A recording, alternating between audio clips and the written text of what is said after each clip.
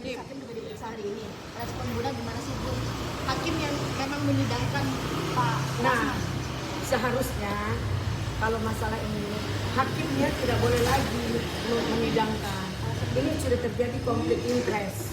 Dia sudah menyaksikan di situ. Dan kita melihat hakim ini arogannya luar biasa terhadap kita. Kemarin saya kan laporkan dia. Nah, padahal saya buat LP di Polres Jakarta Utara. Ya, dengan pasal 421 abuse of power, dengan pasal 310 yaitu pencemaran nama baik. Nah, dalam hal ini perbuatan tidak menyenangkan kita dibentak-bentak, dan dia sebagai moderator, sebagai juri, dia tidak memberikan peluang kepada kita yang seluas-luasnya. Setiap ada pertanyaan dia beri keterangan, ngajar kita seperti menggurui. Ini kalian tahu, kalian ini kok posting, banyak yang posting kok. Nah, artinya kita kan hadirkan saksi ahli, hadirkan saksi ada cat, hadirkan kita beracara di situ untuk memberi keterangan kepada hakim agar hakim menilai, melihat. Kita menyampaikan kepada hakim supaya hakim memahami, bukan hakim yang berseteru dengan kita gitu. Dia memahami agar memutuskan yang perkara ini dengan benar dan baik. Nah, kalau Pak Hotman Paris kemarin menyatakan bahwa dia mendengar, melihat koruptor itu, dia bohong karena dia udah ditarik keluar dari ruangan itu. Kita punya kesaksian juga, dia sudah keluar, nggak ada dia di ruangan itu.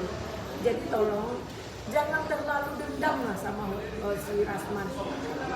Kalau sudah seperti ini, jalankan saja semuanya dengan prosedur hukum. Kok harus main? Kemarin ada keributan, dua dari pengacara Hotman all out. Kenapa? Minggu yang lalu Ibu Sophia menyatakan sebagai ketua hakim bahwa temannya DE namanya menyatakan sudah pindah tugas lain.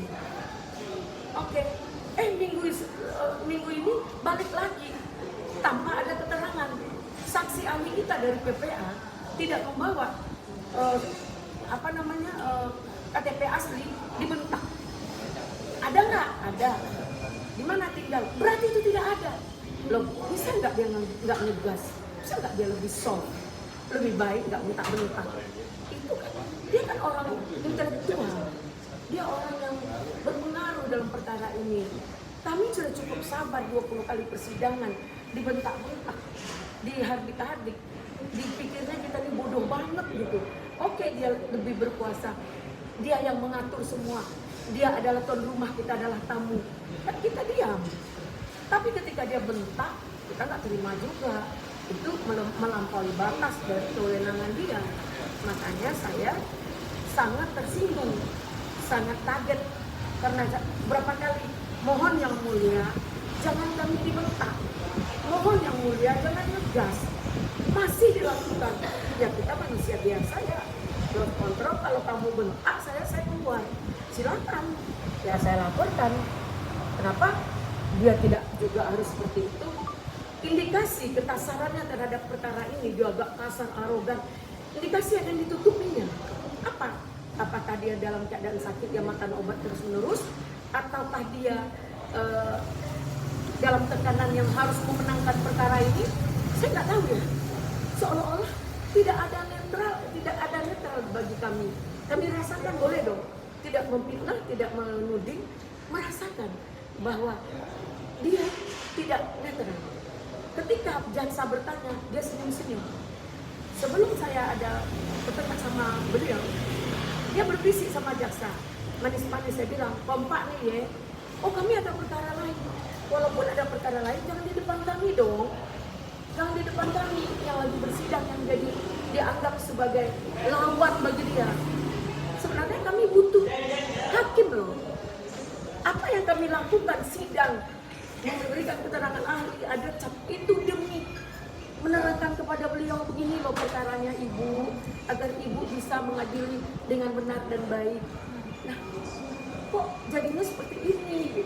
Oke Bu, mungkin dari kesiapan dari tim yang lain kan, memang kan pada awalnya memang Pak Rasman yang terlapor ya.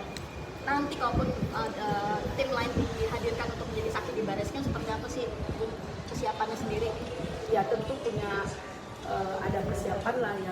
juga banyak yang selama ini Bang Rasman belum mengeluarkan beberapa hal yang menjadi pembelaan bagi diri Bang Rasman itu sendiri, dan tim juga sudah mempersiapkan beberapa hal. Mungkin itu yang bisa saya sampaikan. Terkait Rasman dikenakan 3 pasal berlapis nih, mungkin Ibu kan bekas tim Rasman juga, gimana sih mungkin Pak Rasman dikenakan 3 pasal berlapis menurut Hotman? 3 pasal berlapis. Iya. Menurut siapa? Menurut Hotman tadi. Menurut Hotman. Jadi saya lihat Hotman yang mengatur semuanya. Hukum ini diatur oleh Hotman.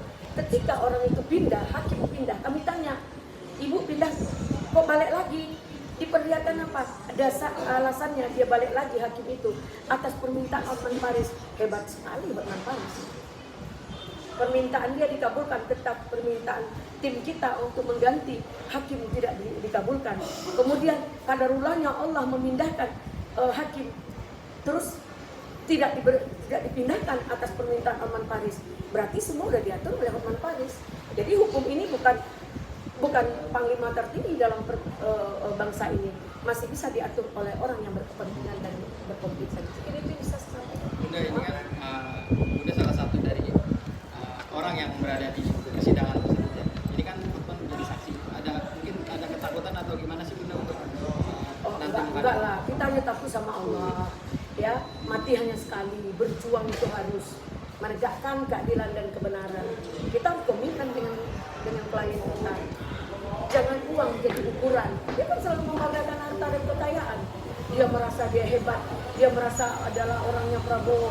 Kita juga 15 tahun berjuang dengan Prabowo. Moral dan material kita gadaikan demi perjuangan ini. Kita nggak gagap dalam persoalan itu.